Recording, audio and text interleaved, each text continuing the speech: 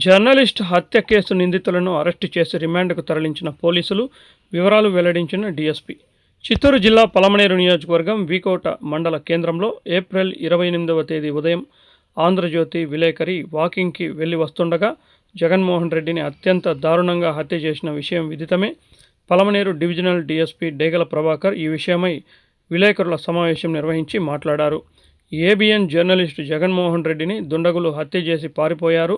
జిల్లా ఎస్పీ తుషార్ దుడి ఆదేశాల మేరకు ప్రత్యేక బృందాలుగా పోలీసు టీంలు ఏర్పాటు చేయగా దర్యాప్తులో భాగంగా వీకోటకు చెందిన తమీం మరియు సుబాన్ అనే ఇద్దరు వ్యక్తులు విలేకరి హత్యలో ప్రమేయం ఉన్నట్లు గుర్తించడం జరిగింది. వారిరువురు ఒక పాత కేసులో బెంగుళూరు ఎలక్ట్రానిక్ సిటీ పోలీస్ స్టేషన్లో లొంగిపోయారు. అనంతరం పిటి వారెంట్ ఇష్యూ చేసి వారిద్దరిని పలమనేరు కోర్టు నందు జడ్జి ముందు హాజరుపరచడం జరిగింది. న్యాయమూర్తి నిందితులిద్దరికీ 14 రోజుల రిమాండ్ విధించడం జరిగింది. తదుపరి ఫార్మాలిటీస్ పూర్తి చేసి కస్టడీకి తీసుకుని విచారించి హత్యకు గల కారణాలు వెల్లడిస్తామని తెలిపారు.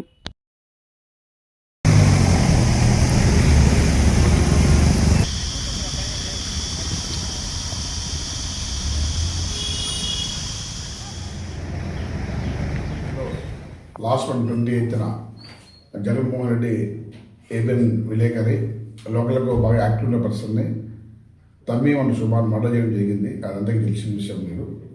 అందులో ముద్దాయిలు మర్డర్ చేసిన తర్వాత బెంగళూరు కమర్షియల్ పోలీస్ స్టేషన్ వీటిలోకి వెళ్ళి ఎలక్ట్రానిక్ సిటీ పాత కేసు ఒకటి 21లో ఉన్న కేసు ఎన్డీపీఎస్ యాక్ట్లో ముద్దాయిలుగా సరెండర్ అయిపోయారు.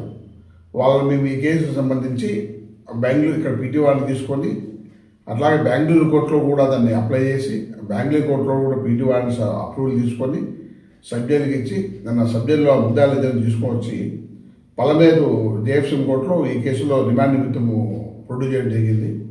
వాళ్ళకి 15 days రిమాండ్ ఇవ్వడం జరిగింది. ఇంకా నెక్స్ట్ మేము వాళ్ళను పోలీస్ కస్టడీలో తీసుకొని విచారించి ఇందులో ఉన్న నిజానిజాలని బయటపెడతాం.